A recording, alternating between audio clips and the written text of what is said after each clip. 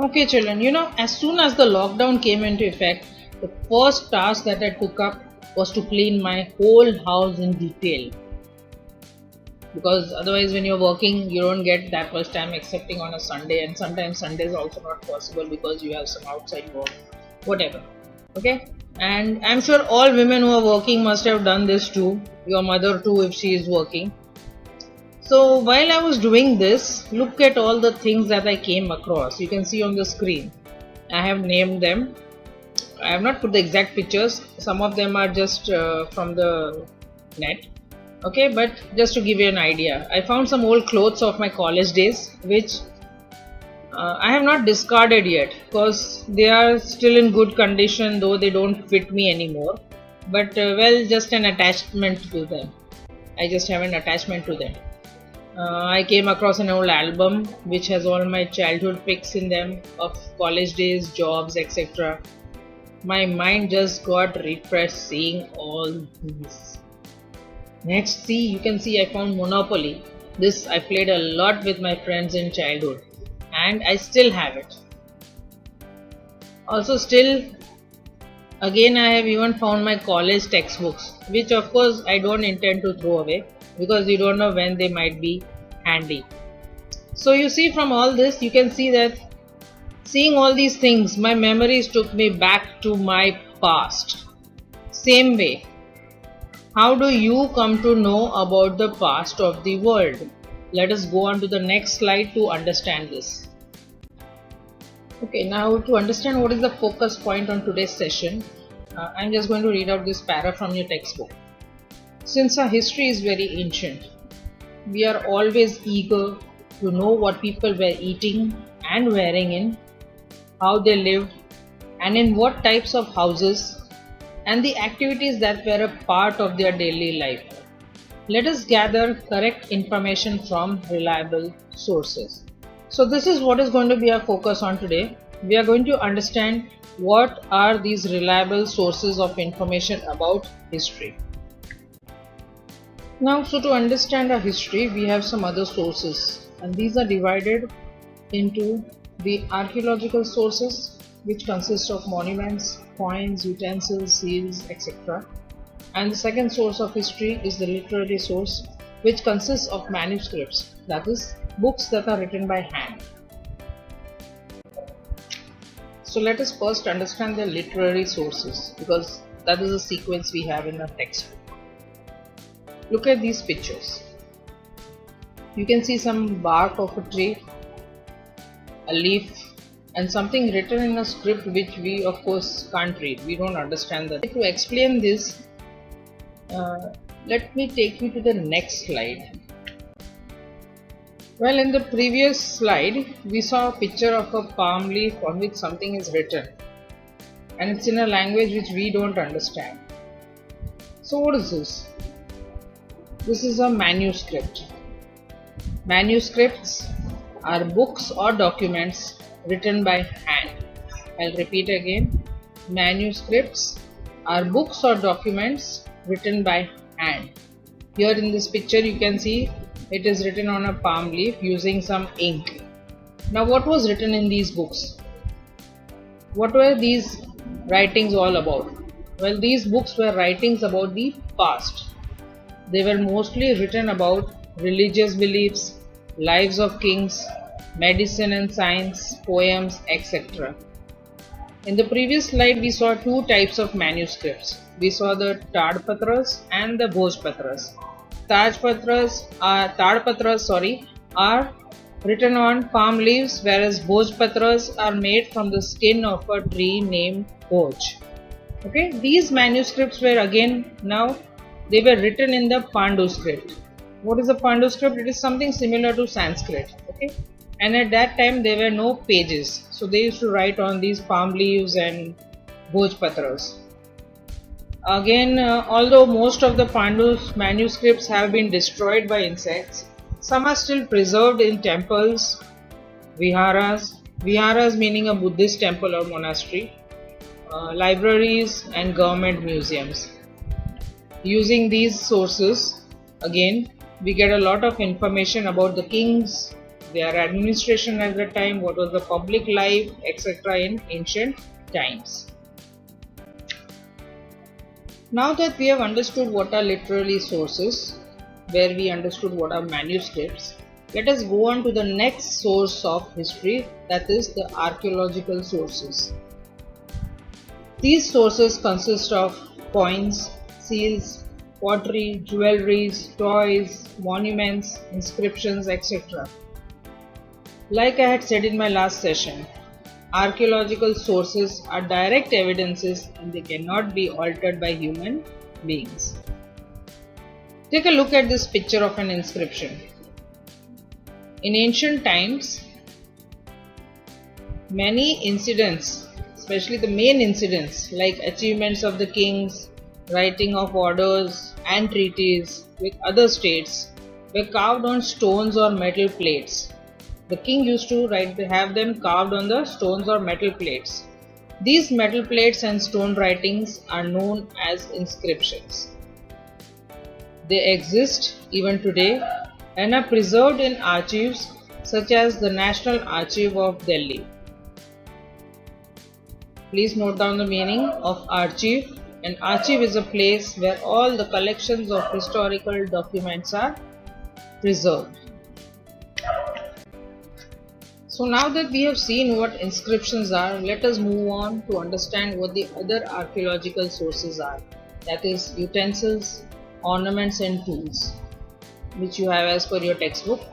In this picture you can see their images. Let's understand them a little bit more. Okay. Here you can see some coins. You can see that the coin is having an image of a person. This person is probably someone who must have been a ruler at that time, a king or a queen, whoever it is. In the second image again we can see the year is also printed. So when we see the year from the coin, we can come to know in which year it was made. Again you can see different metals like gold, silver and copper were used to mint these coins. The third image again tells us which language was used during that period, right? So you see, from these ancient coins we come to know a lot about history, that is who was the ruler, which year, what was the metal used, what was the language used at that time. So this is one kind of archaeological source for us. Now in this next slide we can see some ancient utensils that have been found by archaeologists, and here we can see that they are of very different shapes. Each is of different shape. We can also see that they were made of clay at that time. Okay, so this is one source, archaeological source, that is utensils after the coins. Again, next source is jewelry. Since ancient times people have worn jewelry like rings, bracelets and necklaces to decorate their fingers, wrists and necks. Okay, and ancient people who lived near the ocean used the shells of sea creatures to make jewelry. Other ancient people used materials like small colored rocks and animal bones and teeth. So you can see there are different material that was used to make these ornaments. Here we have some tools of the ancient days. You can see how they are made, of what material. Since early human times, man has made a variety of tools, starting with stones. So stone tools were used mostly to make weapons for fighting, for hunting, for fishing, scrapping and cleaning animal hides, etc. These we came to know from the tools. The shape of the tools tell you what they were used for. Now take a look at these two places. One is the picture of a Konark Sun Temple and the other is of the Taj Mahal. Should we say that these are just places to visit? Well, no. These are also heritage sites. These are known as monuments and they tell us about our history. Hence, monuments are also a source of history. Okay, now based on this paragraph, what it says, I have tried to show you a site. Okay, so let me just read the passage. During excavations, utensils, stone tools, and ancient ornaments are found which help us to know the history of ancient times. That is what we did so far. Archaeological sources, they help us know the history of ancient times.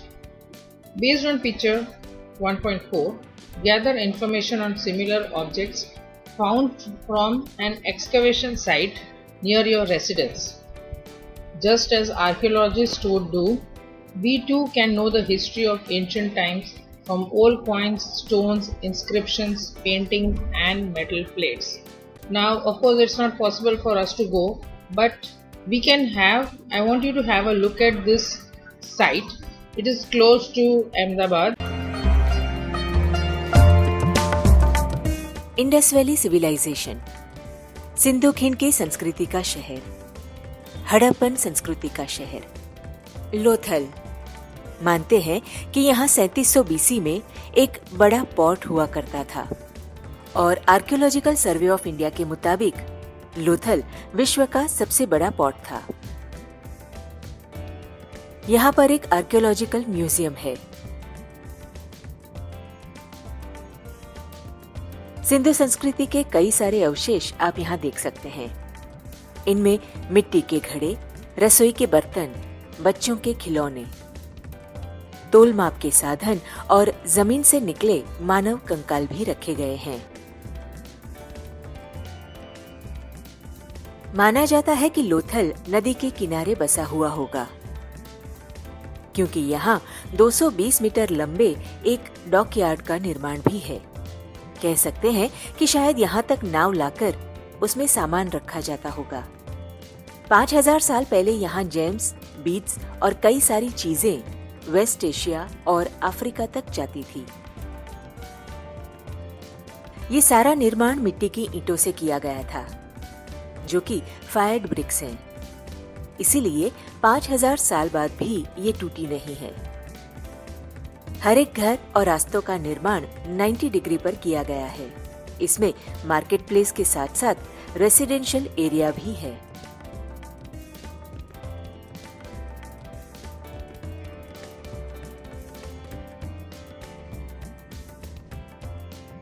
एक जगह पर धातु पिघलाने की भट्ठी भी है, जिससे पता चलता है कि उस जमाने में भी धातु का उपयोग होता होगा।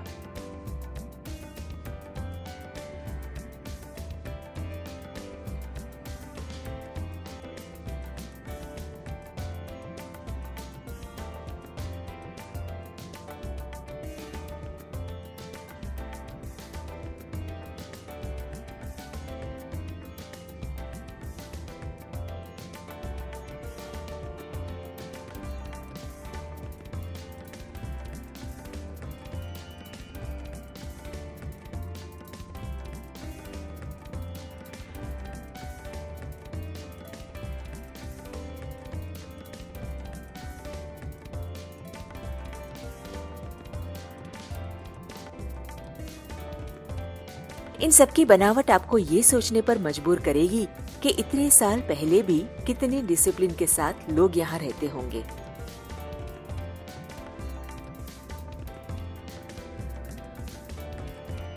लोथल में घूमते घूमते आप मानव उत्पत्ति और उसके विकास के